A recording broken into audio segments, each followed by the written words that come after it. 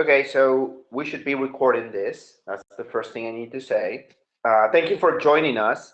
Um, if you are in the webinar, you should be able to see right now, well, the three of us, HMIS, in your screen. We have Victoria Lopez. I think she's on top. At least in my screen, she's on top. Might be on the sides. I have Ben on the side in here, Ben Mahoney.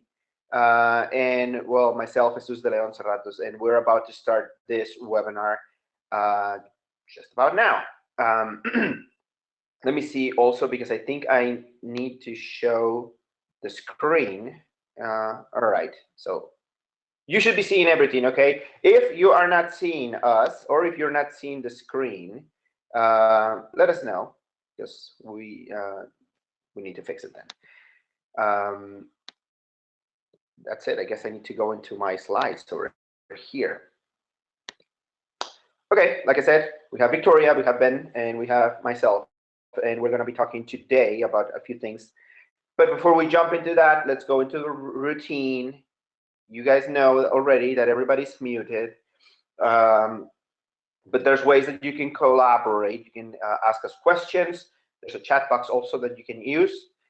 Just write a question in there. Ben and I will take care of the questions while Victoria is taking care of the recording. If by any chance you have the control panel of GoToWebinar on your way, you can always click on that orange button, and that will like take everything or move everything to the side, so it's not on your way. That's pretty much it. We have a very small agenda today, although even though the agenda is kind of small, or agenda or playlist if you want, there's a lot of things that we're gonna talk and discuss today. Obviously, we're gonna have some announcements. We'll jump into that. It's gonna be some polls. I know that you guys like polls as much as I do.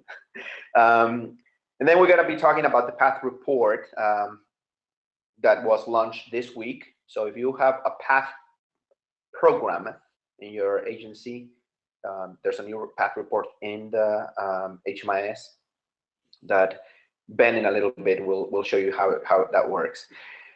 Then also we're going to go into and show you the housing prioritization list.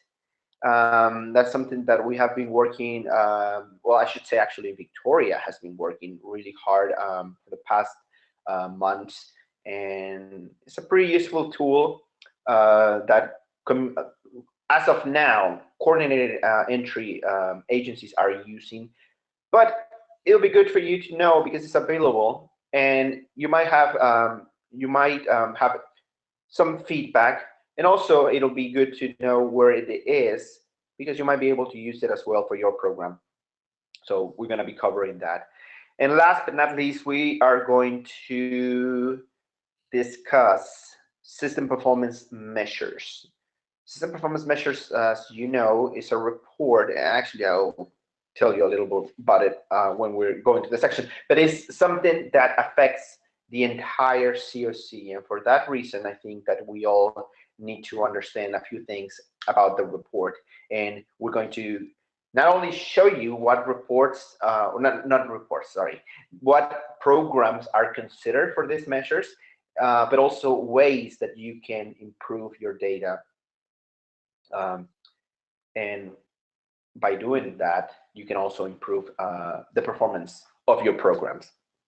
There's going to be some Q&A at the end, but again, if you have questions as we go, feel free to send us your questions. We'll address them as we go, and also at the end. So I just wanted to make sure that you guys knew about that.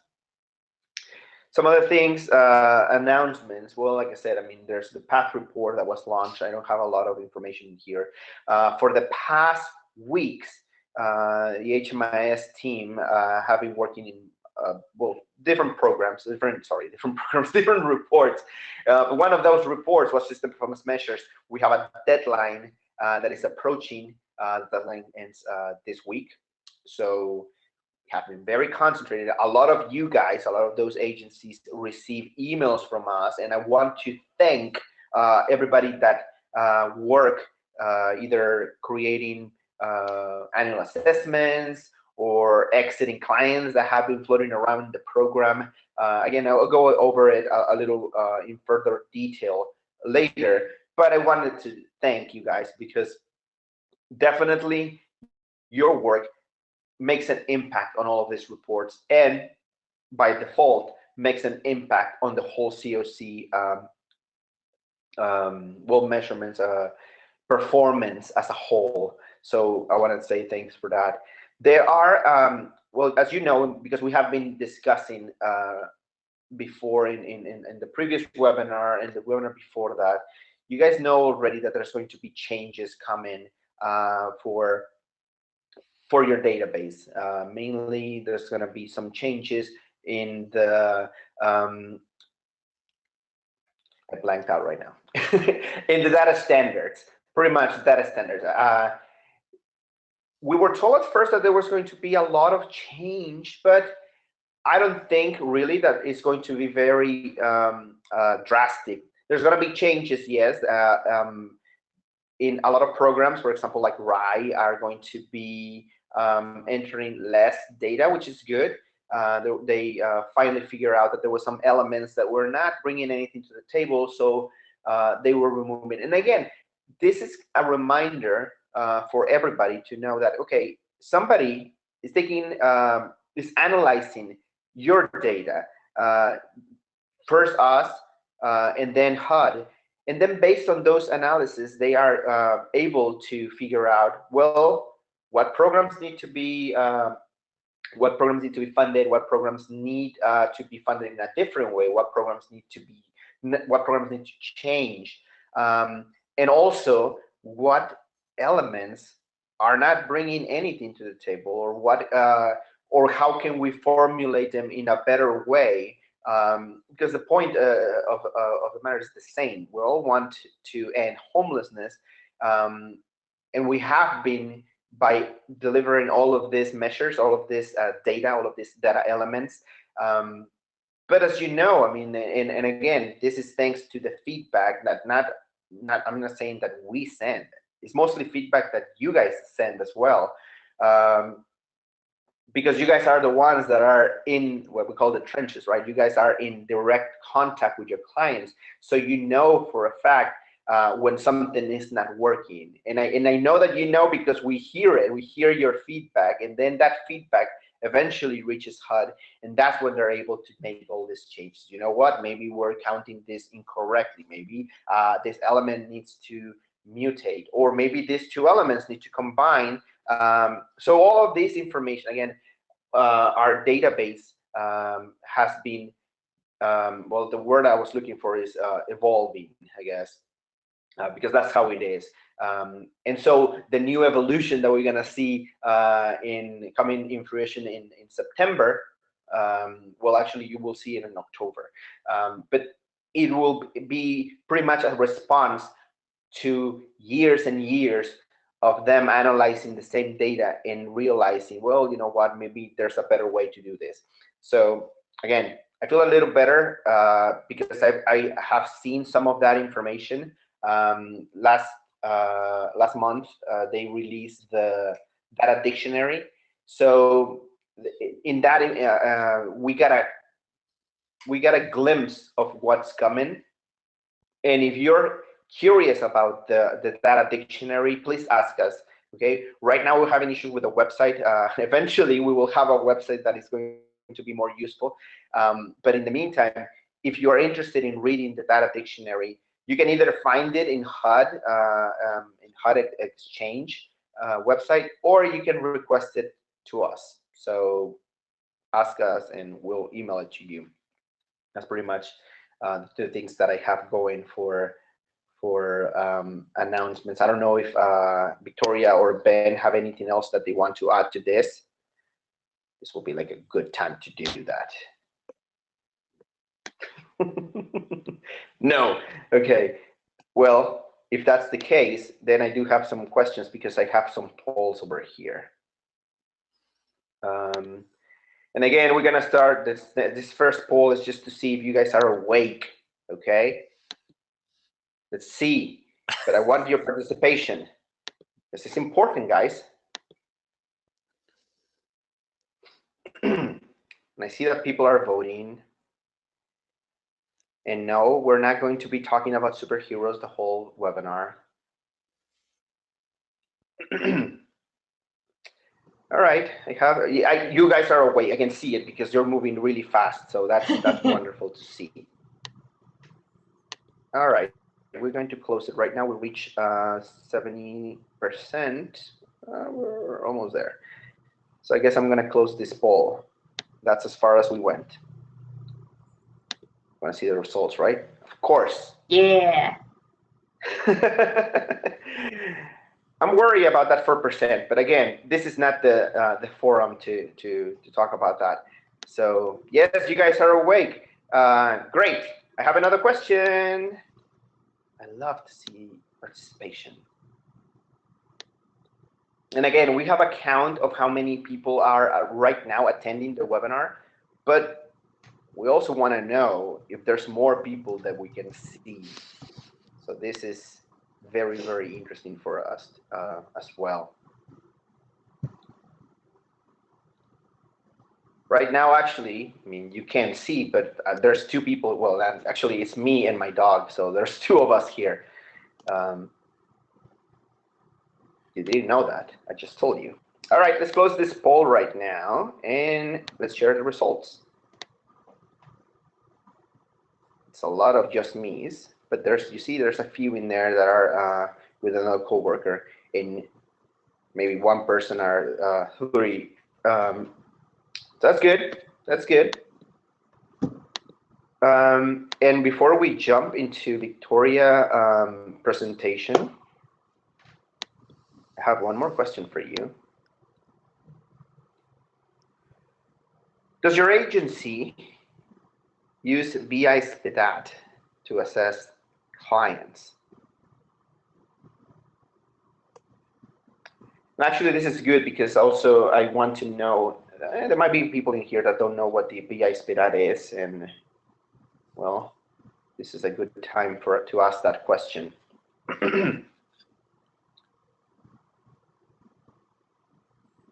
Okay, we have right now 87% of the 87% of the attendees already answered this. So I guess that's as far as we're gonna go.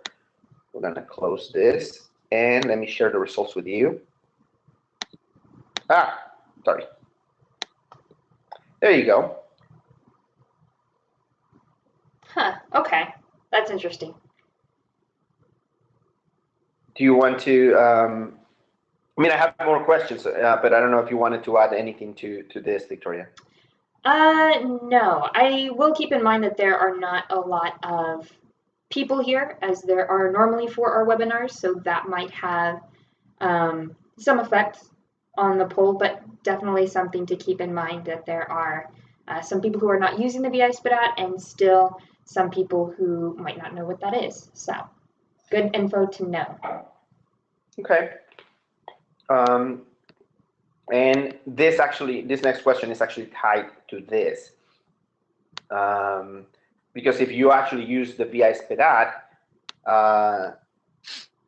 do you then use the housing priority list in the system?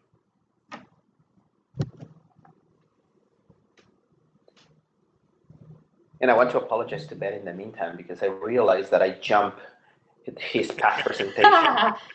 I'm sure he noticed. I mean, I can go after Victoria. That's why he was looking so glum a little while ago. Right. I'm sorry, Ben. I didn't mean it. I started thinking about Wonder Woman's theme music and was like, man, that's some great theme music. That's great music. I like that too. Okay, we have 63% of participation over here. I think that's not moving anymore, so we're gonna close the poll and share the results. All right, so based on what we saw in the last poll, this is not surprising. So for everyone who said no, or I didn't know there was one, you guys are in for a treat. So that's what I'm gonna cover. Okay. All right, do you wanna take over now? Yeah. Okay, so what I'm going to show you guys are the 2 housing priority lists that we have in this system. Originally, for the ones who are familiar with the housing priority list, we used to have one list, and it was huge and giant and clunky, and if you're still using it, it is very, very slow. So we broke it up into 2. That's one of the reasons why we now have more than one list. We broke it up based on the client's VI SPDAT scores. So depending on what your client scores, you're going to want to look at a different list. I am in the training site right now, but you'll be able to find these lists in the live sites. So when you are on the home workspace and you're looking under My Client Track, you should see 2 new menu options. The first one says Housing Priority List, RRHTH, and the second one is Housing Priority List, PSH. The first one, I'm just going to click on it right now. Housing Priority List, RRHTH, is for clients who scored a 4 to a 7 on their VI SPDAT. And so they're recommending housing intervention was either rapid rehousing or transitional housing. For any client that scores higher than a 7, you'll want to look on the Permanent Supportive Housing list, the PSH list. Both lists are exactly the same in what you can search for. So we have things like the assessment date, client ID, first name, veteran status, assessing organization, and some other fields that are specific to coordinated entry only agencies and communities. So not everyone will be using the coordinated entry only fields, but anyone who assesses their clients with VI SPDATs, they're able to come and look at this list. Anytime you do a VI SPDAT for a client, they are automatically put onto these lists. Hey, Victoria? Yes. Oh, could you go into a little bit like what the VI SPDAT is and the score and how it's not coordinated entry? Sure. Just a little background information. Sure. So good thing.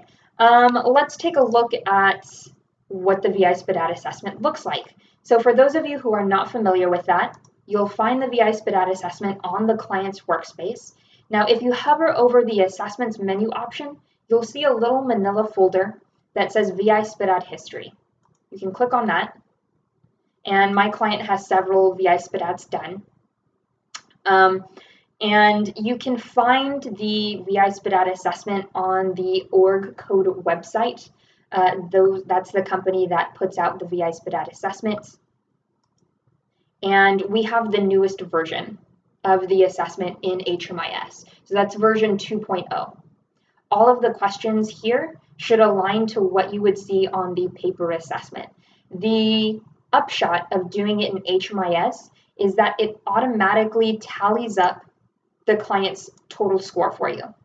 So each of these red boxes here, depending on what your client's answer is, they might tally up a score. On the very bottom here, scrolling down, it'll give you a grand total based on the different sections of the VI SPDAT, and it will also give you, you'll notice on the right-hand side here, recommendations based on their score. So if a client scores between a 0 and a 3, there's really no housing intervention that's recommended. Those clients are likely to benefit from some type of diversion, right? Can we divert them out of the homelessness system, right, without actually getting them into emergency shelter, for example? 4 through 7, there's a recommendation for rapid rehousing. We have a lot of transitional housing in the balance of state, so we also include transitional housing in this 4 through 7 score, and then 8 or higher is the permanent supportive housing or housing first recommendation. So the VI SPDAT itself is really a tool that you can use to gauge a client's chronic homeless acuity, right? How acute is their homelessness? And that's acute, A-C-U-T-E, not cute as in C-U-T-E. So it's used as a way, one, to figure out how acute they are, right? How likely are they to die on the street, essentially? And 2, you can use this score to prioritize the people that you help, right? So if you have someone that scores a 12, and then you have another client that comes in and scores a 2, you would want your resources to go, you would want your housing resources to go to the client that scored the highest, and you would divert some other resources to the client that scored the lowest. So this is really just a way to help you help your clients. Do we have any questions on the VI SPDAT assessment?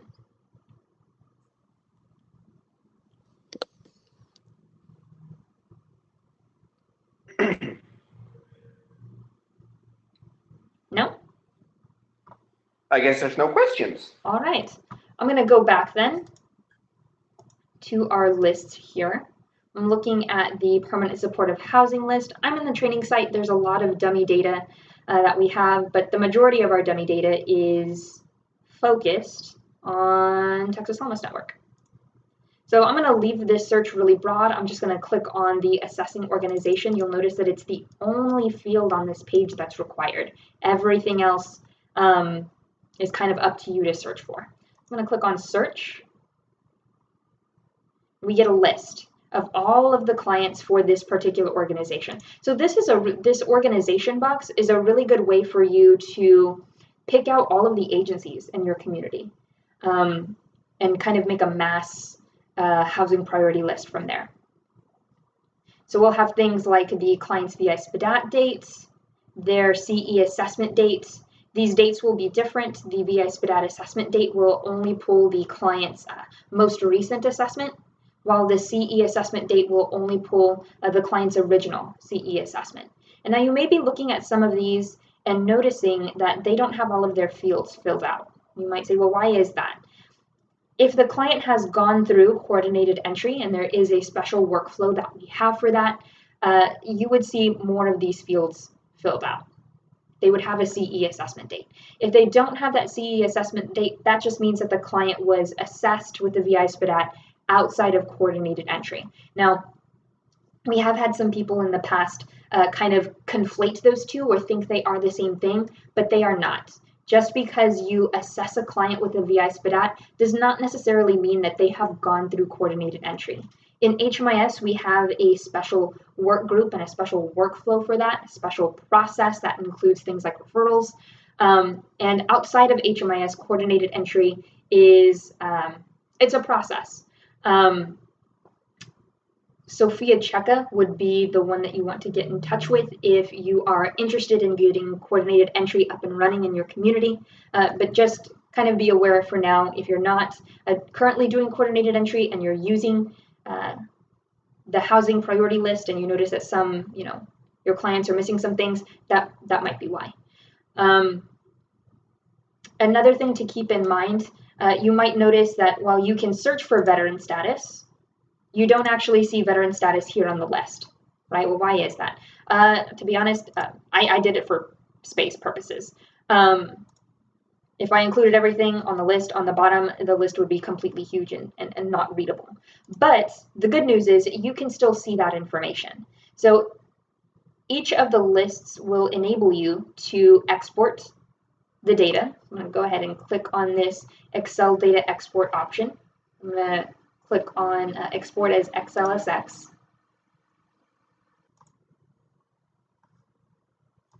Okay.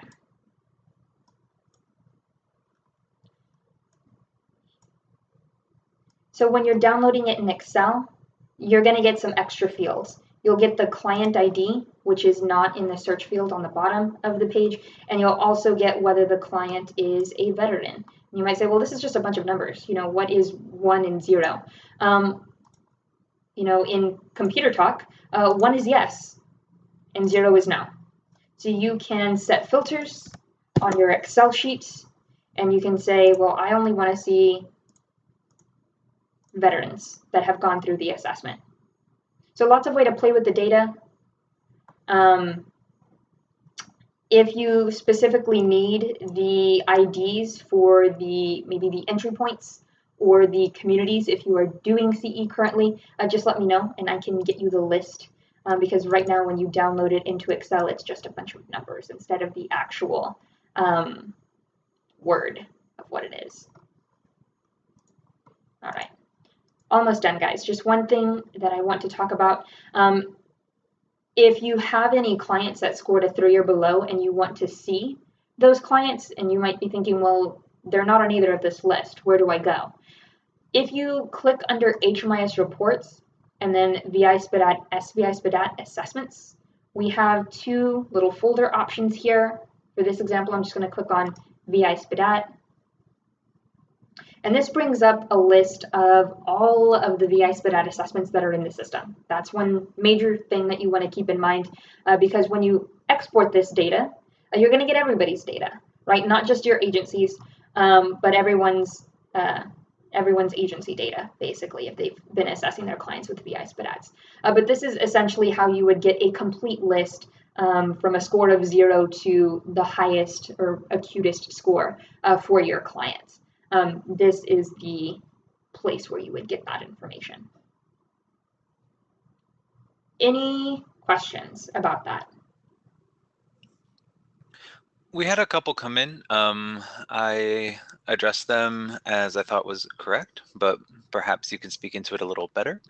One question was if there was any data requirements for entering clients into the housing priority list, like needing social security numbers or birth dates. Oh, that's a great question. No, there are no requirements. Of course, we want you to collect as much data as you can for your clients. We understand that clients might not be willing to give that information, or clients might not have that information on them. So no, that is not a requirement. Basically, if they do the assessment, they are going to end up on the list. Another question about if we need to mark that they received the VI SPDAT in their HMIS history. They would show up on the list. It would show up in their assessment section on their client record. Is there anything more that we would need to do or search to see that they've been assessed? No. By the... Okay. No. Those are all the steps you need to take. Anything else?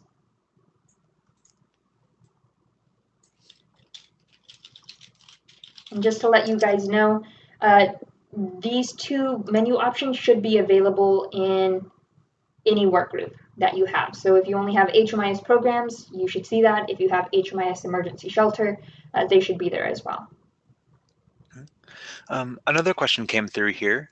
If a client wasn't given a coordinated entry assessment, but the VI SPDAT was done, will that affect a client's eligibility? No. It really depends on your community. If your community is not set up at this time to do coordinated entry, that's probably just going to be a blank field for you. And you'll just prioritize clients based on their score, based on their chronic homelessness, based on other factors.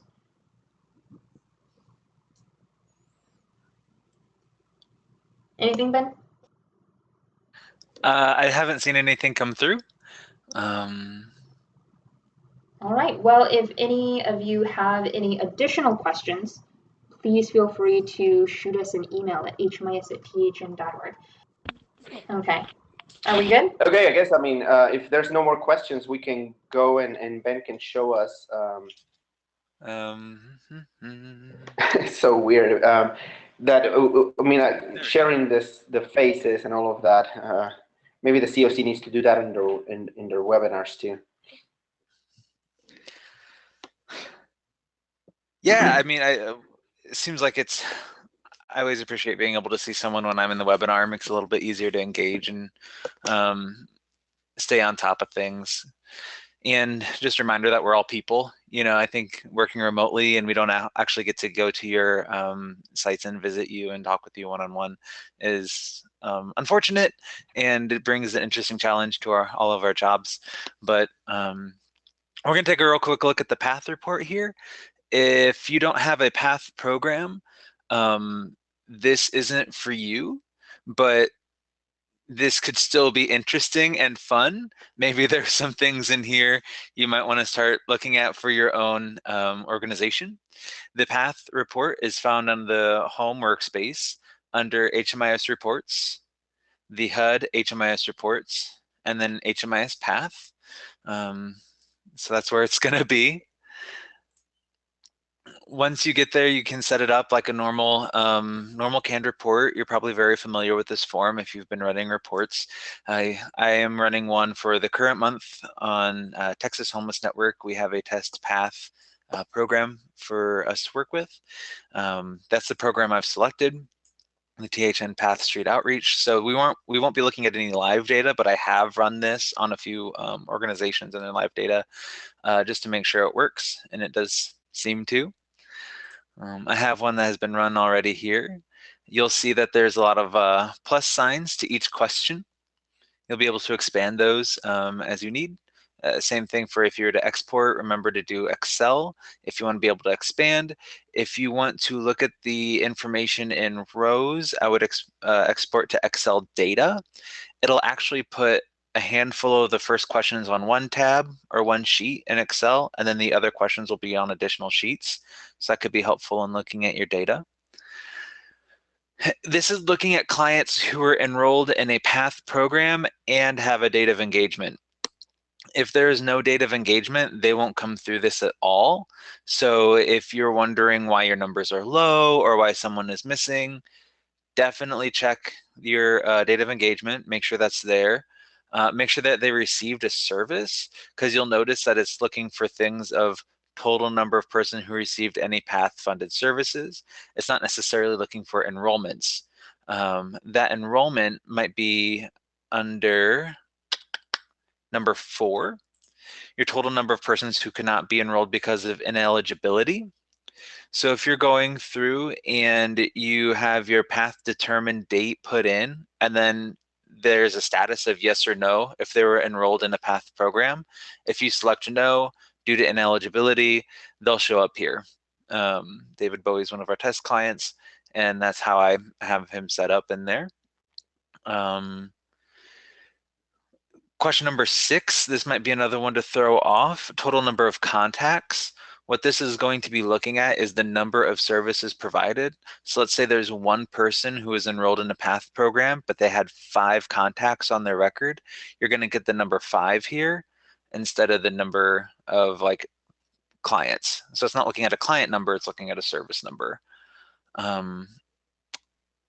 Outside of that, this is all pretty straightforward. Just kind of one of those things that you could take a look at of who you're contacting, who have been enrolled in the PATH program. It could be helpful to compare this report to a clients and programs report. That way you could see those who have the enrollment versus those who have the yes or date of engagement. That could be something worth checking out.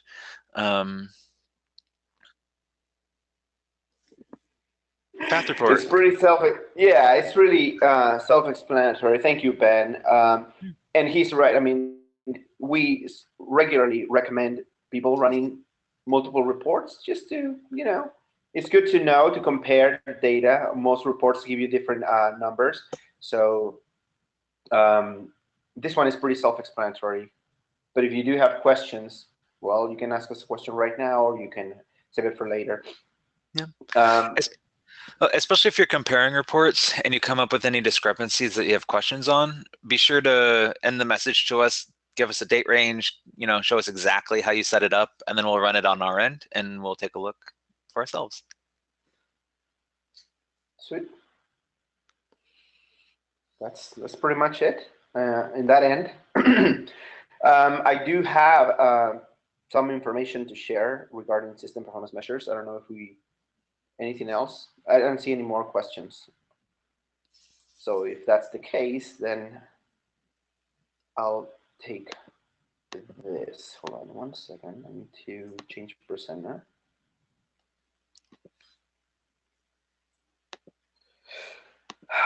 Okay. That's me. Okay. So show my screen. And you guys let me know if you can see my screen.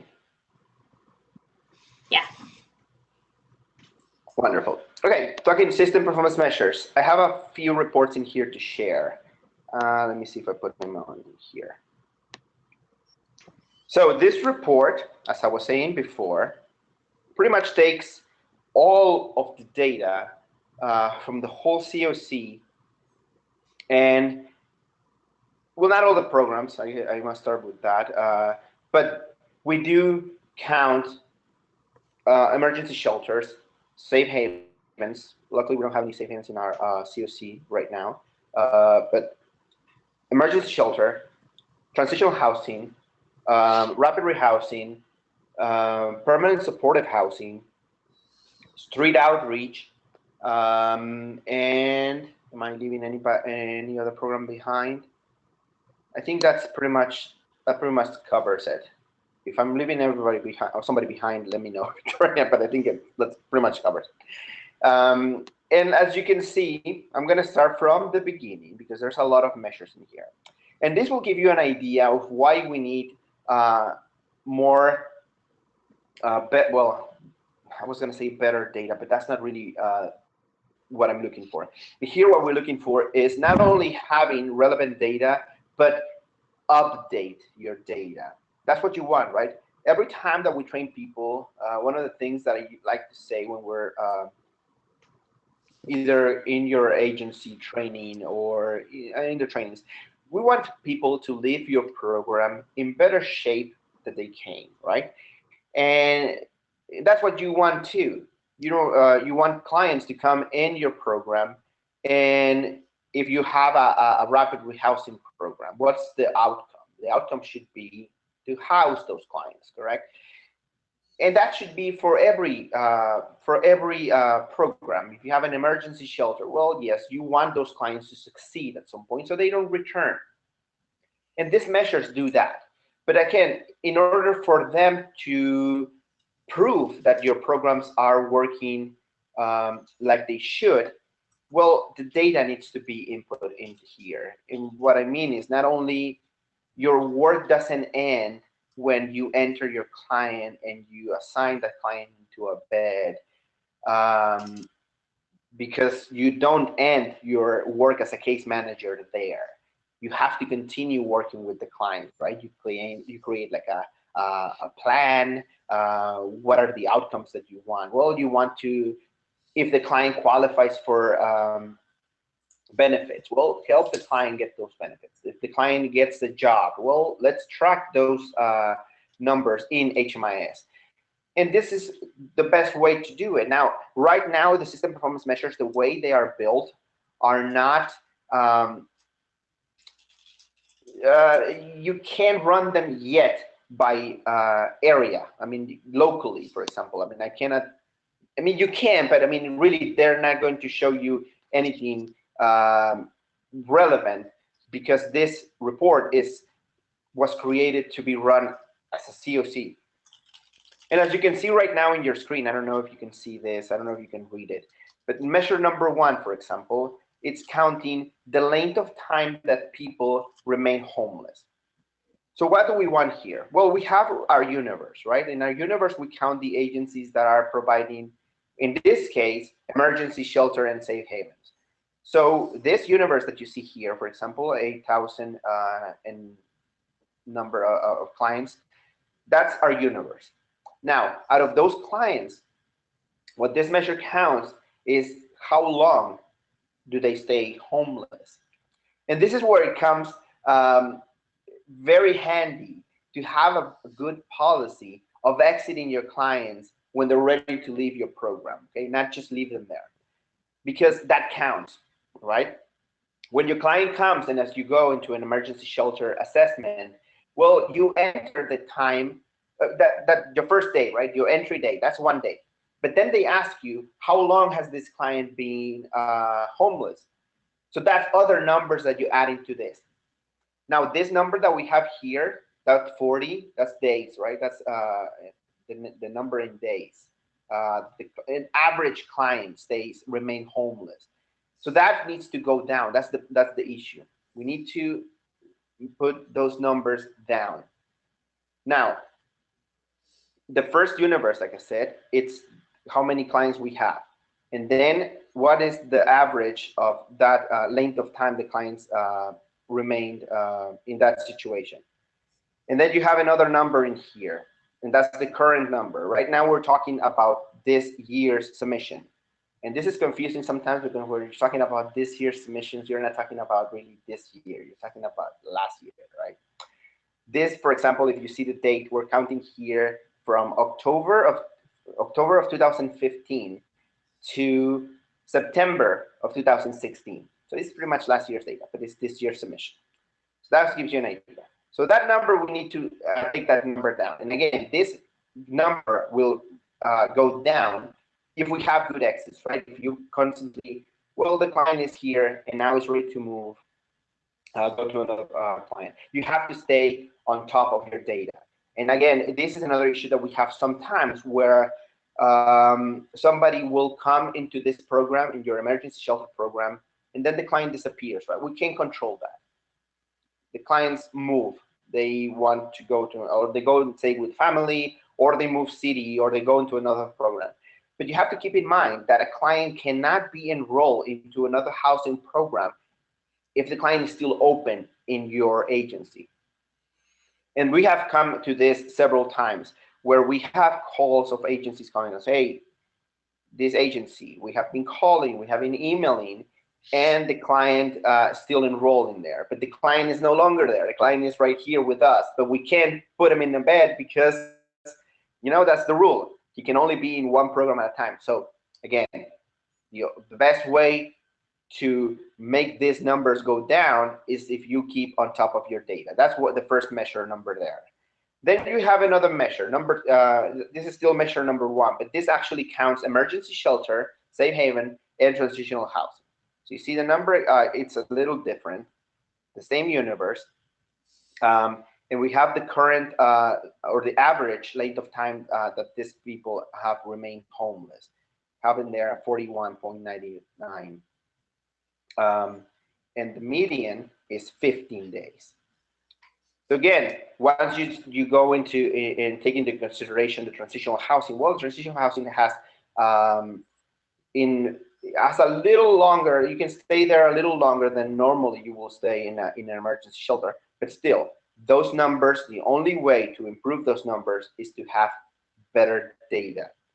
Those two measures, or these two measures, are very similar, and you won't see too much issue there. Where everything starts to shift is where we start counting other programs, like in this one over here. This is measure number 2. In measure number 2, as you can see, this counts the extent to which persons or people who exit homeless from a homeless situation into a permanent housing destination. And then we have to make sure that those clients remain there and do not return again to the homeless situation. So as you can see in here, we have exits from street outreach, exits from emergency shelter, transitional housing, and permanent housing. And then it counts from 6 to 180 days, and then it goes even back further, from 6 months to 12 months, and then from 13 months to 24 months. So we're counting here a lot of data. We have in here, for example, from clients that exit from from street outreach clients. We have 442 clients that exit from a street outreach situation.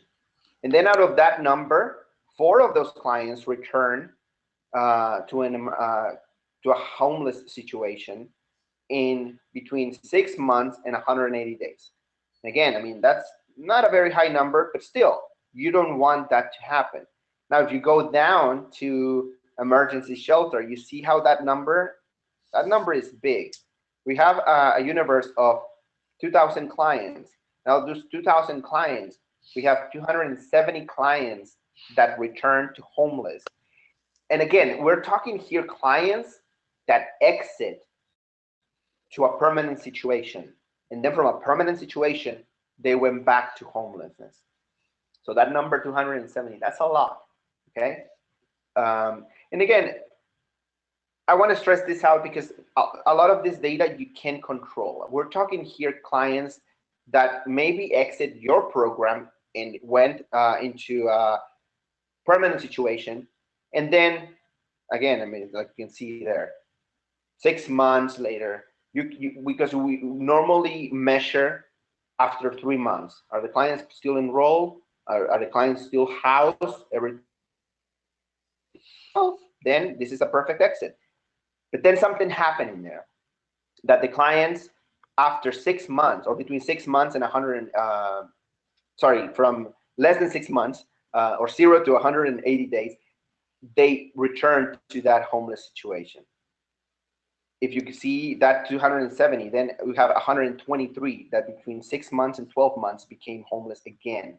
And that same number from 13 to 24 months. Now, part of me wants to think, well, yes, this happens, right? And there's things that you cannot control. But is the data accurate? That's one of the first things that comes to my mind when I'm working on this kind of reports. And this is where you can help me actually, because if you notice your data, and we're gonna go into further measures and see this closer, you have to keep on top of your data. Are you doing annual assessments? Are you doing exits? If you're just enrolling your clients and you're letting them in there, there's no way to track any. So, for example, if I go to another measure over here, let me go to this measure. This measure 4.1 to 4.3. We're talking here about stayers. What do I mean by stayers? The system or HUD considers stayers clients that have been in your project for more than a year. So again, in some emergency shelter situations, this is not an issue because the clients don't stay there for more than a year. The same can be said for some transitional housing. So we're counting in here programs that have clients for more than a year. Those clients are counted here. Now, if you have clients that you forgot you had in your program and they should have been exited, well, then they shouldn't be counting here, but they are because they're still open. So, and this is the thing. I mean, if you close these clients, then they won't count here, and we can have better measures.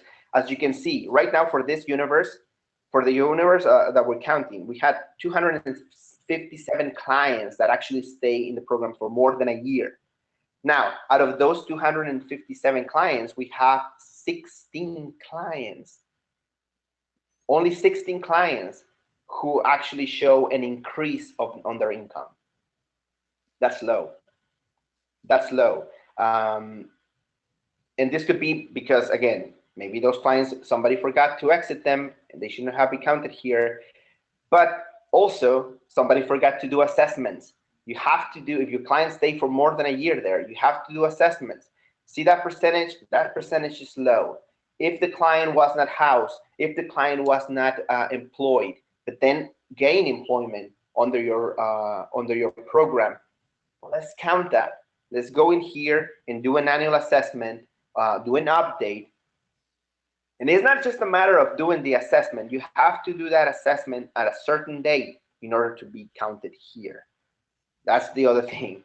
If your client got enrolled here on May the 5th of last year, that means that May the 5th of this year, if the client's still there, you need to assess that client again and make sure that if there's any changes, if the client now is working, he got a raise, we have to count those things in here because this measure needs to go up.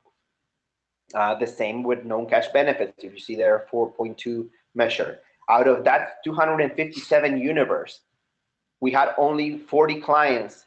I mean, that's better than the 6% that we saw in there, but that can be better. I know that those clients are receiving benefits. Let's assess them. Let's put that in there. And then you can see in there total of adult stayers that increased the total income, 52. I mean, that 20%. That 20% we can do better for next year. So this is the chance for you guys to see. Check your clients. See how many clients you have enrolled.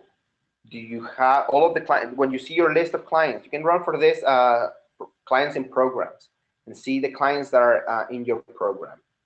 Do you have them all? Do you have some clients that need to be exited? Like, if you stay on top of your data, again, these measures can go up. Now here we have systems leavers. This is clients that left the program. And again, we're talking about clients that need to leave in better shape than they came in, right? Because that way, it's a good way that you can know if your program is actually doing some progress. Is your program doing good for these clients? And here we have that out of 582 clients that left, 169 clients showed an increase in their income. That's good. That's 29%. We can do a lot better, but we're getting there. The same with non-cash benefits. 68 out of 582 that left. 12%. Can be better, yes. And we can do that as well. So again, we have 29, 12, 36%. How awesome will be to have an outcome of at least 50%. I mean, that means that our programs are working and they're working effectively. So the other thing to keep in mind is that right now, these performance measures, the numbers are, I mean, they do count, but very soon, these numbers are going to be taken into consideration to fund new projects, okay? Or projects can lose funding because they're not performing. And again, you can tell me like, hey, Jesus, we're helping all of these people and we can see it because we can see what we're doing. Yes, and I know that you are, but unless that's in here, I mean, it's just funny, like, right, those things to remember. If it's not in Facebook, it didn't happen. If it's not in HMIS, it really it is not happening. So again, and all of this can be increased if we just stay on top of our data. This measure number 5 counts number of persons who became homeless for the first time. What do we want here? Well, we want less people to be homeless for starters, right? Right now, this universe counts 8,591 clients. We're talking here about clients that became homeless for the first time when they went to emergency shelter, safe haven, or transitional housing. What this means is that this is the first time when you enter a client, that's the first time the client has been served in HMIS. So again, that number is high. And hopefully, as we progress, that number will get less and less. Measure 5.2, that measure counts the number of persons entering from emergency shelter, transitional housing, and permanent supported housing with no prior enrollments in HMIS. Again, first-time homeless population. As you can see in the universe in here, we have 10,121 clients counted. That means that we have 10,000 clients that became homeless for the first time in that period that counts from October 2015 to September 2016. 10,000 clients that became homeless for the first time. Now, again, I'm not saying, I mean, how can we do better in here? Well, one, if we do enter new clients, and there's other ways that instead of, for example, if a client comes into your program and you have the fortune of having emergency shelter, rapid rehousing, homelessness prevention programs, try to do rapid rehousing before you do emergency shelter or transitional. Try to house this client. I mean, again, I know that there's a lot of considerations that case managers have to take before they place a client into a home. But you can see that if a client has been recently housed, don't prevent them from being homeless, right? If a client is housed and you can help them with rent, well, that will prevent somebody to go into a homeless situation. If a client just lost housing and the client's still employed. Well, let's see if we can put him into a rapid rehousing program so he doesn't have to touch a transitional housing or an emergency shelter. And again, those numbers can get lower. I'm not really looking at questions, guys. So if there's questions, you can interrupt me as we're going. Okay. Well, I have a couple of thoughts to throw in real quick. Okay. When we're talking about destinations, yes, and when organizations have someone leaving, you know, they go from one emergency shelter to the other. That happens. When doing your exit assessment and you know they went to another emergency shelter, whatever the case may be, don't put exit interview not completed. Even though maybe you didn't do an exit interview with them, that counts as a missing field. That's the same as putting don't know, client refused, data not collected, or null. Especially because you know where they went. You know they went to an emergency shelter. You know what their situation was. So by putting, you know, no exit interview completed, that's actually harming, you know, you might say, oh, we don't want to show like people are going to another emergency shelter. Well, it's better than a blank. yes. And it produces a true story and helps the COC as a whole. The other thing, when I think about the incomes, we were looking at that in measure 4. And not, I don't know, there's a part of me that's like, oh, this isn't the place. But when people talk about cutting public funding under the guise of it doesn't work, this is where you get to show it works. So when we're missing a lot of that information and we're saying only 6%, and we believe that more than 6% increased their income, this is how we prove it. This is what goes to HUD. This is what goes to our congressmen and congresswomen who are making the decisions about funding. So this is why it's so crucial to show the good work that you're doing. Like, I'm not just saying we're here to tell your story and to show the good work you're doing. Like, this is crucial because this shows that you're doing awesome stuff, that you're improving people's lives, that you're helping them get increased income, and it helps us, you know, keep funding. Yes. Because that's a lot on the table right now. Yeah. Absolutely. I mean, it is, again, I'm not saying anything negative about any of the programs. I'm just saying, Right. like, maybe you guys haven't paid attention to this, or you don't see the value on doing an update, but it does have value. It does show how effective your program is. And yes, the more data we have, the better work we can present, the better reports we can have.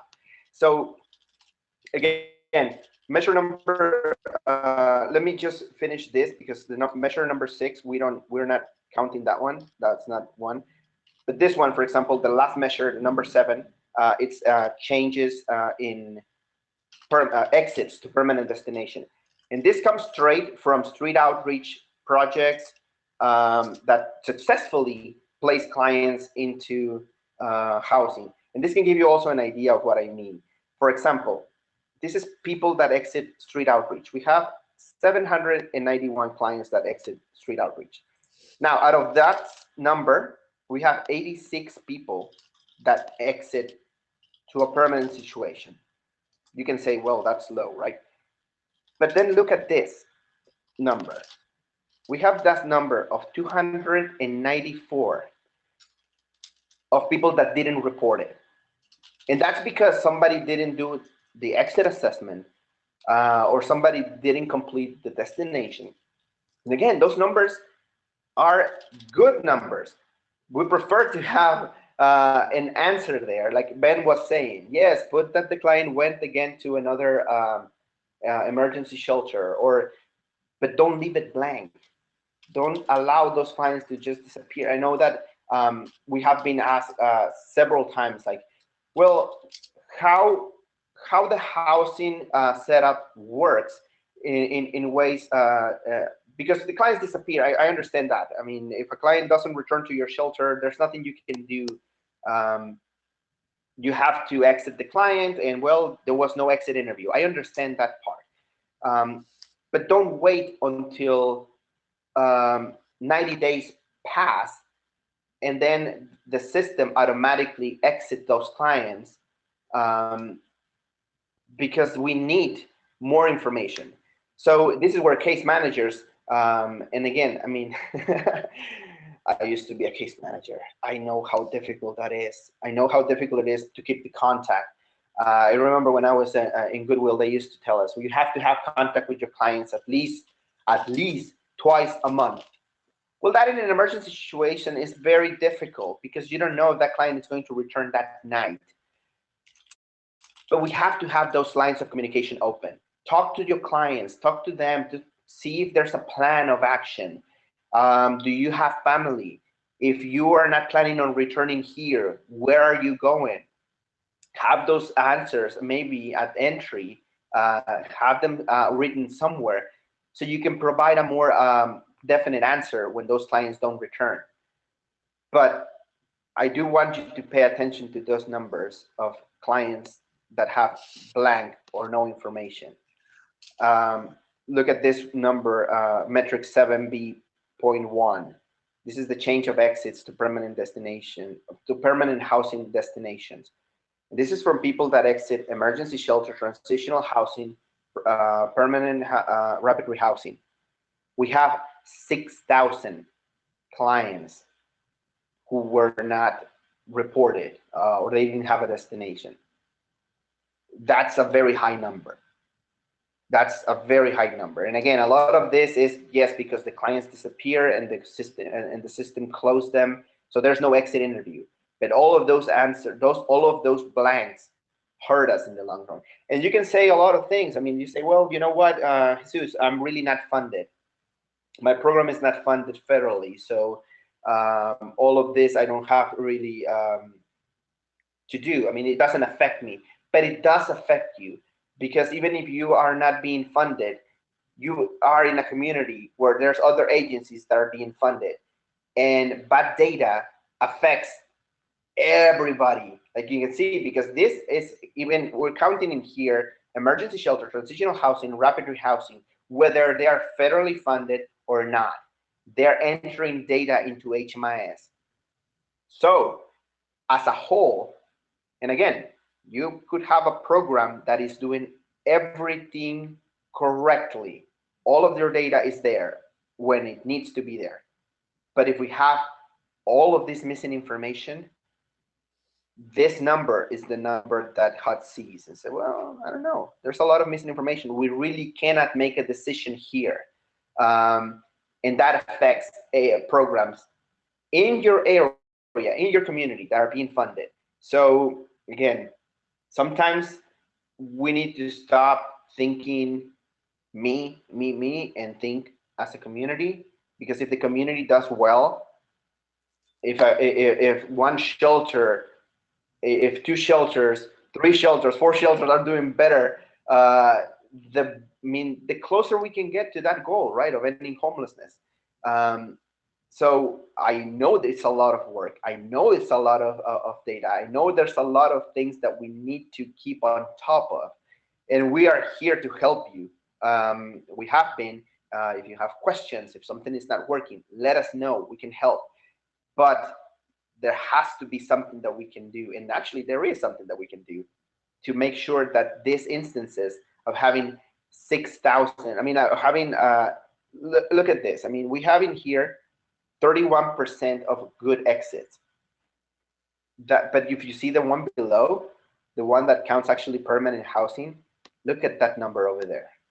91% of successful exits. That's a great number. That's a great number. I hope that we can do that with everybody, including emergency shelters. And I mean, I know that it's very difficult. It's possible. Let's just think that if you keep on top of it, if you know how to do your updates, if you know how to do your annual assessments, and if you stay on top of it and exit your clients when they're ready to go, we had programs that kept enrolling clients into rapid rehousing projects, enrolling them and then never exit them. Well, that's not effective, okay? Because if you have clients in rapid rehousing, that means that you're going to have to work with those clients to be placed into permanent situations. Well, let's do that. Exit those clients, show your progress, and if your program starts doing better, I mean, it's like an avalanche, right? I mean, everybody starts doing better. So I did wanted to show you all this because we usually, when we send you, for example, the data quality report, well, the data quality report is just your agency. And you can say like, well, I'm doing great because I only have, I don't know, like 3% of missing information, 10% of missing socials, for example. That was another program, another report that I wanted to show you in a minute. But when you are counting everything, when you're counting the entire COC, you know that now it's not just you, and your 10% adds to the 10% of somebody else and to the 15% of somebody else. And then we have this huge, massive,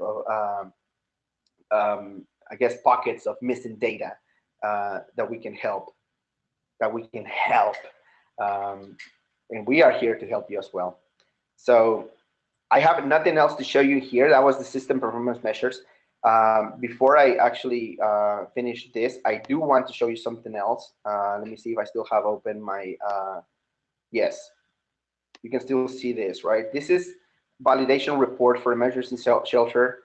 This is data quality report that tells me in here that we had, for example, and this is for, again, this is 2014, 2015. This is back data, but this year we actually had to produce this data. And this only counts emergency shelters, for instance. And this is what I wanted to show you. We had 8,390 clients that were served for that period of time. Now, out of that number, we had 7,767 clients that left. And out of those leavers, let me show you here on the next page. Sorry, it's taking a little bit. Because, you know, client track, it likes to take its time. Look at the destination. This error count, that means that all of those clients didn't have anything to report.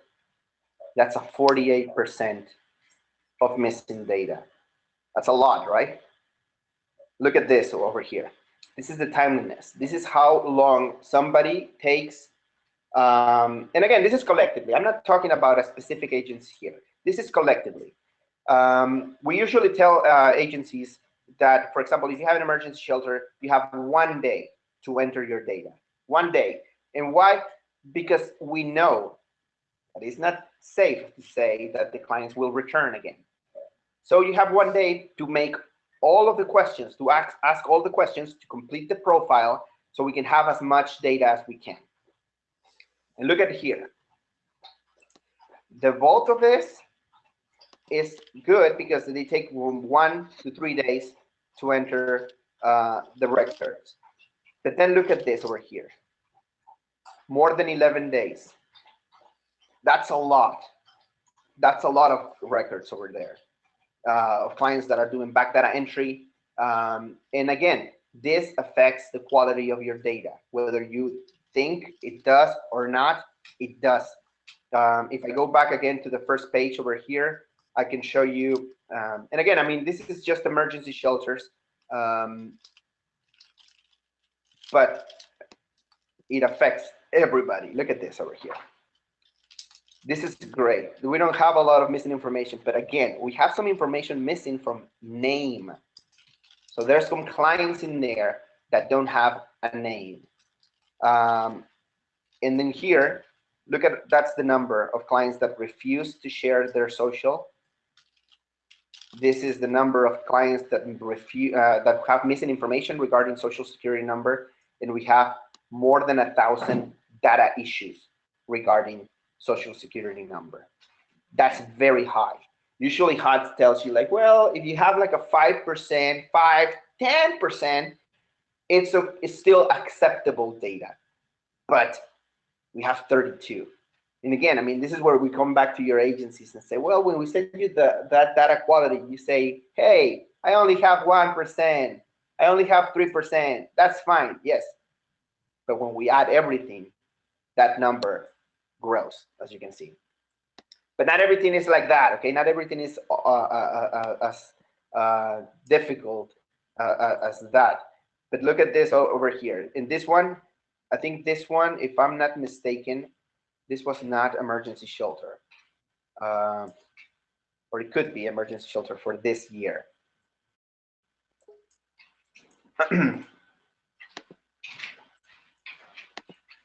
Oh, where it was? There. Yes, this is the emergency shelter, and this is for this year's submission. You can see the number in there, how it grew. We have 8,000, and then the levers, 7,000.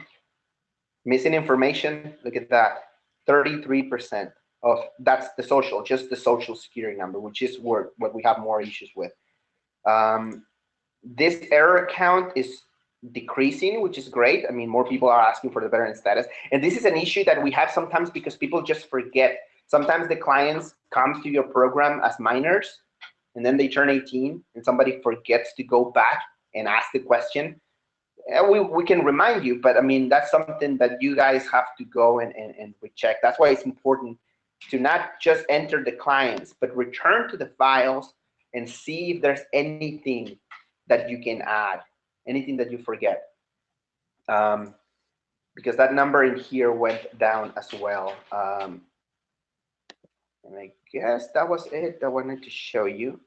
Yeah, the count went down. We were in 50 something, and now we're in 42% of destination error. But we can do better. I know we can. I wanted to show you one of the good ones, one of the ones that looks better. This is transitional housing. See, there's less information missing in transitional. I wanted to show you actually one that is permanent, but I can't have them in here. You get the idea. Is this is transitional as well. So this will give you an idea of how why we insist so much in data quality, and how it's not just about your agency. This is about everybody's data. You guys, is there any questions? There's a few that have come in. There's one question about why we consider it a negative if a client doesn't want to give the answer to a question. Well, it depends on the question, right? It depends on the question. It's not as negative as in, well, I understand when clients don't want to share the information. But the way that HUD sees this is mostly it's so we can duplicate data better. The more data we have, the more we know, like, well, we're not talking about here the same client. When you have two clients that have the same name and you don't have a social, you don't have a birthday, you don't have more data to know, well, it's the same client. So we're counting one client twice. And again, I understand that we serve, and this is where it gets a little murky, because HUD doesn't want you to not provide the service if the client doesn't want to share the information. But it's I know it's a little tricky, but at the same time, the more data we have, the easier it is for us to know, one, is it working? Two, I mean, are we counting the clients right? There's a lot of different gray areas, and HUD is a little, usually it's very, what's the word I'm looking for?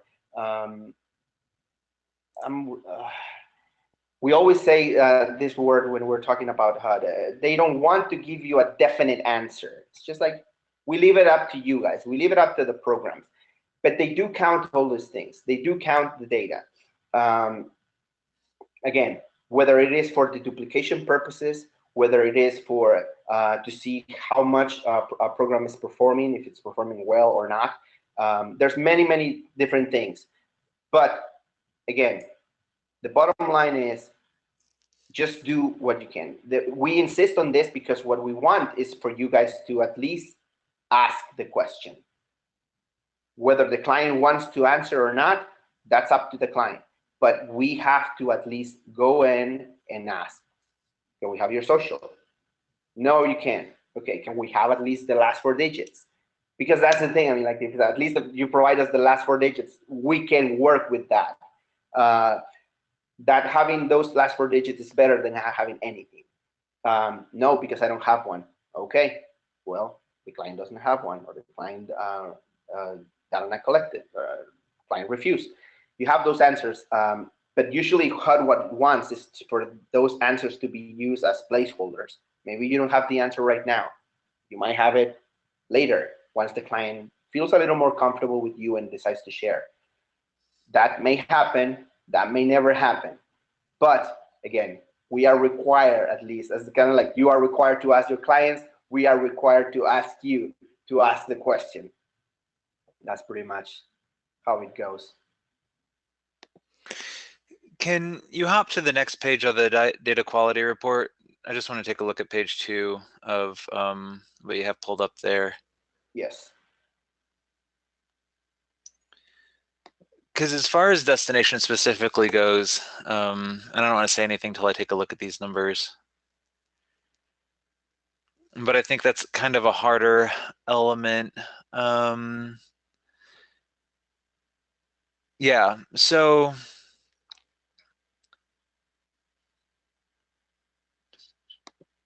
and this report doesn't actually give us like plus signs. Okay, so that's a, do you have one for, can we look at the other one, the one for last fiscal year, 10/1/2015 to 9/30/2016? This one? This is permanent supportive housing. Oh, okay, You but the want the other next one page? was, Emergency no, shelter. I was looking at emergency shelter. I didn't realize you were 2 fiscal years back.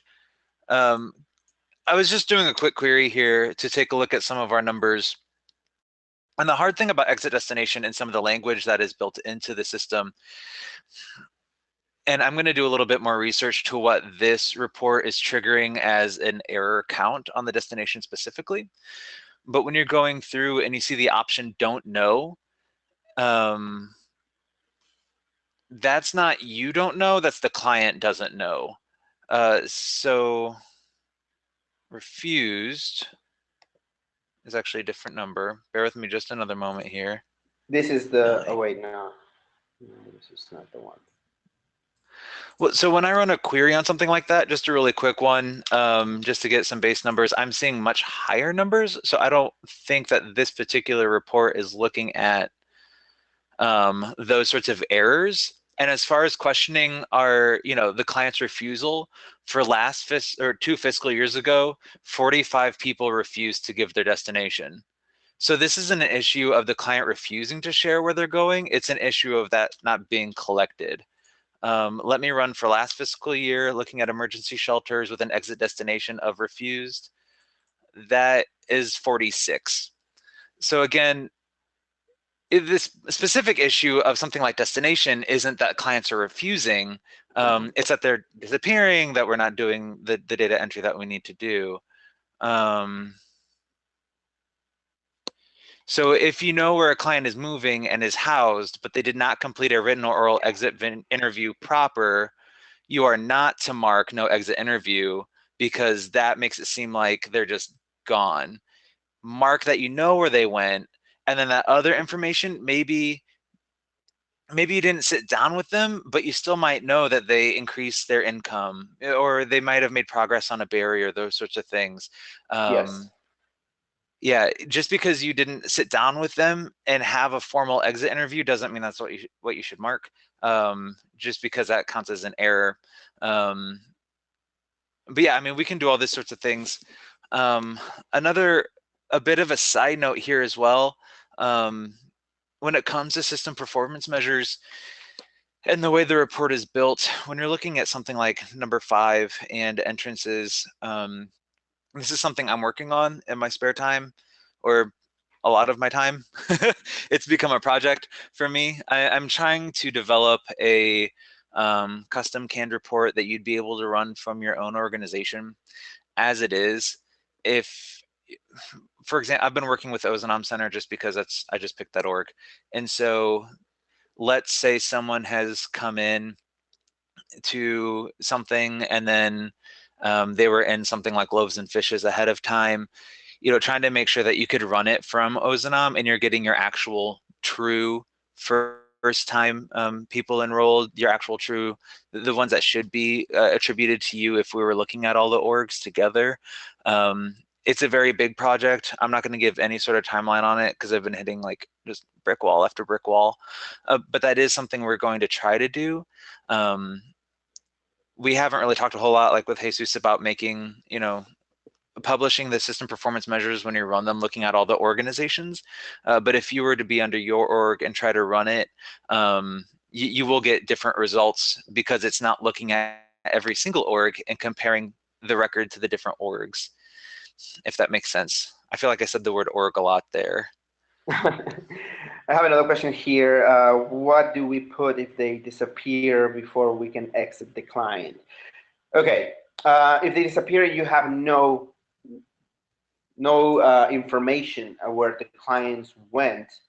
Well, then that's one of those cases where, yeah, you have to put no exit interview. Again, those answers are there for a reason, and you should use them if that's the only acceptable answer. Why the reason why we were showing you the system performance measures is just so you can get an idea of why. Sometimes we insist, like, guys, let's be better. I'm not saying be better you particularly. I mean, I'm counting everybody here, all of us, right? It's just there's things that we can plan better. There's others that we cannot change.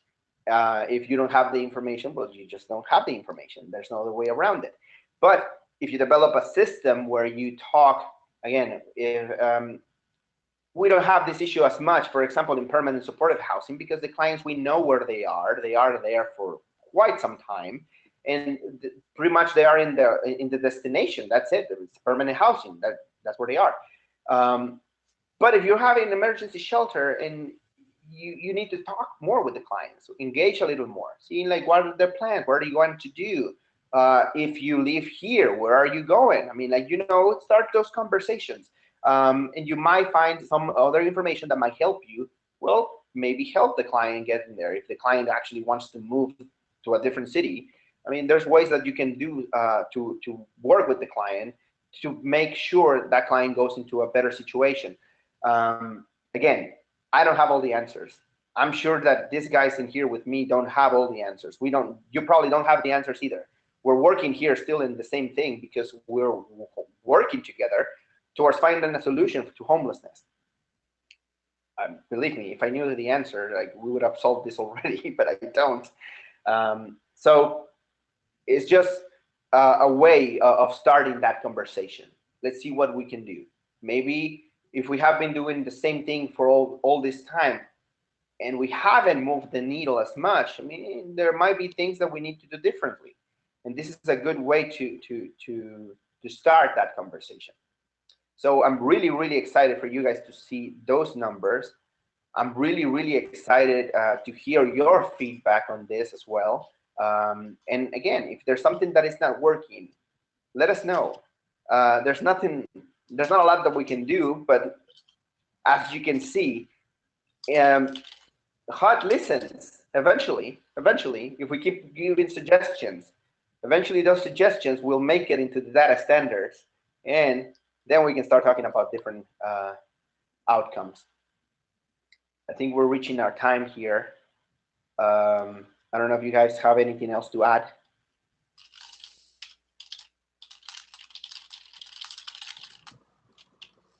No? No, I'm good. I'm good. Nice overview. Sweet.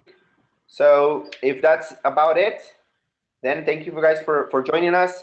Next time I'll send the invitation earlier, not a day before. I'm sorry for that.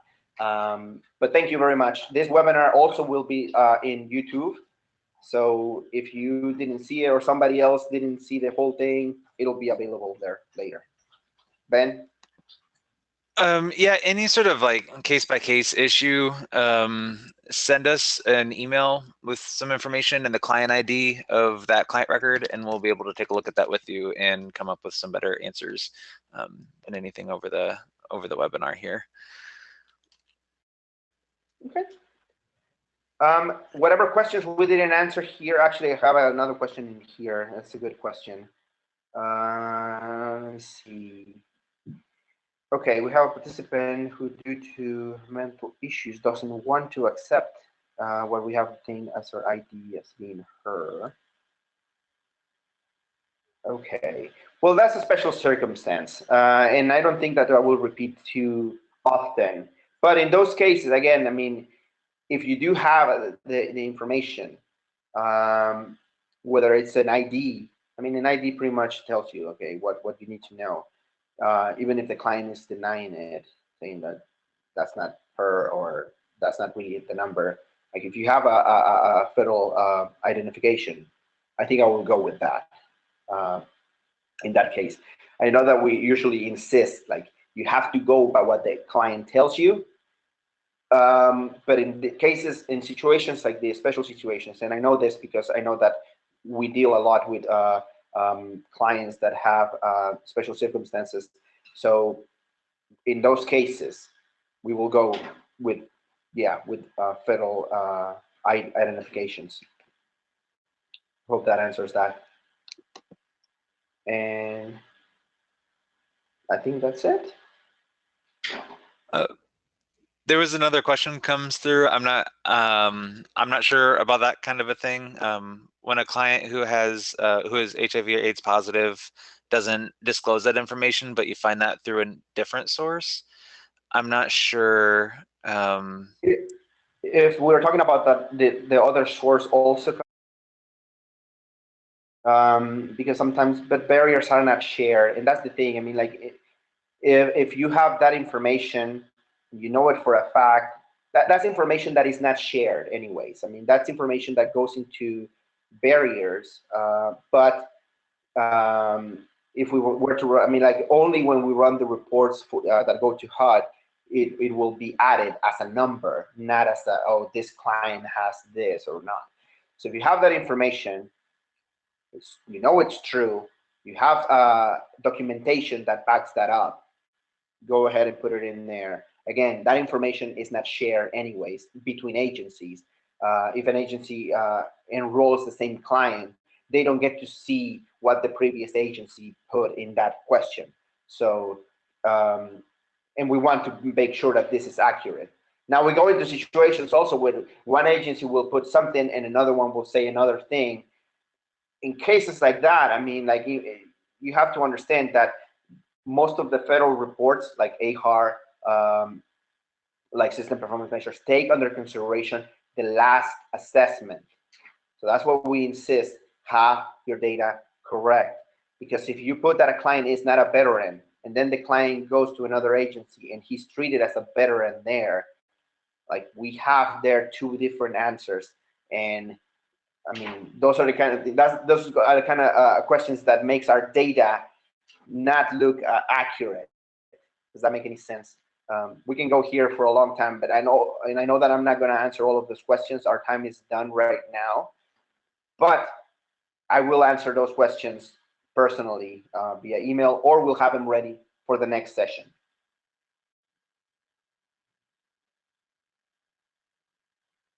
Can we use an ID even though she doesn't want to recognize it as her? If that's her ID, and that's and you have that information, yes, you can use that. How should we handle? Okay, again, those are very specific situations. How do you handle this if you were advised by a medical professional? Okay, if that's something that was shared to you guys via a medical professional, I mean, then I will take it. But again, those are very specific situations, and I will have to research a little more about that because I don't want to tell you something that it's not kosher, I guess. So I will take these questions actually, and I will save them for our next webinar. How about that? Okay. And if you have more questions, you can email us, and we'll be with you guys soon enough. That's it. Thank you very much for being here. We'll talk to you guys soon. Bye-bye.